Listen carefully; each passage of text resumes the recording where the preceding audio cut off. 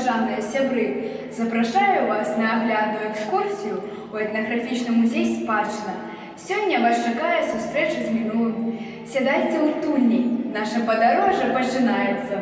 А правядзе для вас сённяшнюю экскурсію моя прапрабабуля Злата, якая была дачкой простага селяніна. Добрый день! Вітаем вас! Заходьте хутенько до нас! Сёння моя хата цікавымі рэчамі багата. Ласкаво просім кожнага ў госці.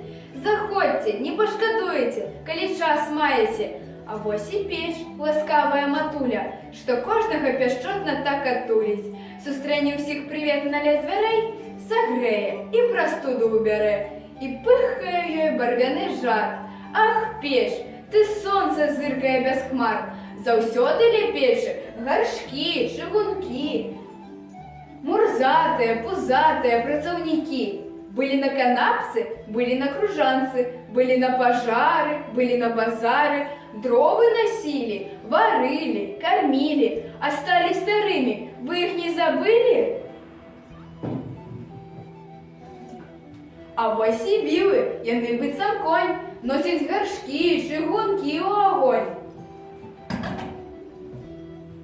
А вось качарга, крывая нага, золата ў скрыню грабе, як мага. Але не сапраўднае золата гэта, а стыў вугалёк, пачарнела манета. У жорнах малолі муку, так было заўсёды на вяку. А вось і ступа, зробленая з дуба, таўклі ў ёй зерні на крупу і варылі куцю.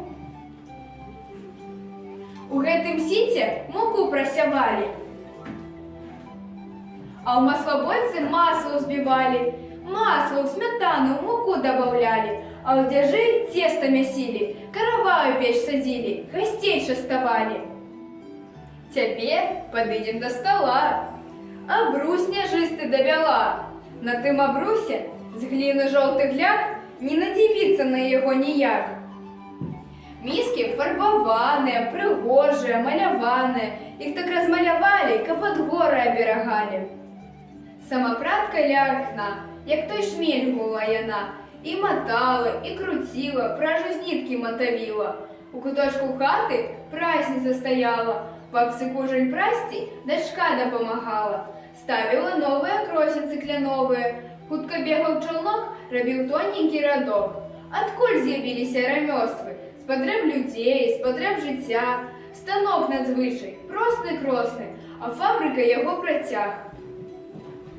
Ля ложка скрыня стаяла, а ў ёй маладая пасаг свой хавала, а выйшаўшы замуж, з сабой забірала.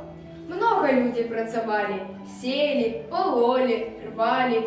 Як вялося з давён, шаўкавісты лён, пражу бралі, кросны ткалі, вышлі просаўкі на славу, хто на ложах, хто на лаву. Сурвэткі саматканою дугою ляжаць на ложцы пышнаю гарою. Сувой бабка выткала начамі, і іх убачыце вы самі, здзівіся нават незнарок. Ды вось гэта дыванок, яркі, рознакаляровы, ды пра 100 гадоў як новы. Бабіць ходнік паласаты, даўней упор вясновай хаты, ахотнічак аж боязна ступіць, вясёлкаю нябесную зіхаціць. Вёрда умела, вёрда дбала, той радочак прыціскала, зімку ўсю бабуля ткала, ткала ціха прымаўляла, рушнічкоў на тку панесу на раку. У ваду намачу, пранікам адкалачу. Панесу на сена жаць, хай на сонцы паляжаць, пабялеюць рушнікі, на травіцы ля ракі. Ох, якія рушнікі, рушнікі-весельякі.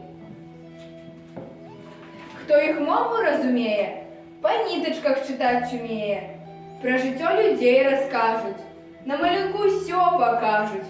Кожны свой малюнак мае, той, хто ўмее, той чытае. Вышывалі галубкоў, дзе ў сям'і была любоў і павага да бацькоў. А заходзячы ў святліцу, што мы бачым там? Бажніцу.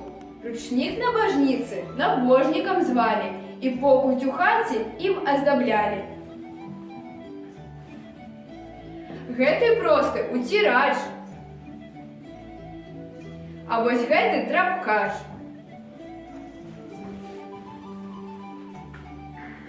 Дед у золотым капелюшы умело плел лозовые каши. Под бульбу пойдут кошики, под зёлки. Усё умел дед, без лишних слов. Лыка драл. И лапти плел для себе сынов и внуков, а бывал такой навукой. Про тое мы свой сказ вели, як продки наши жили. Не минайте нашей хаты, приезжайте вы до нас, пирогами и блинами почастуем в гости вас. Вось такі ён мой музей. Прыемна было пазнаёміцца. До новых сустрэч. Завітвайце да нас часцей. Будзем вас чакаць.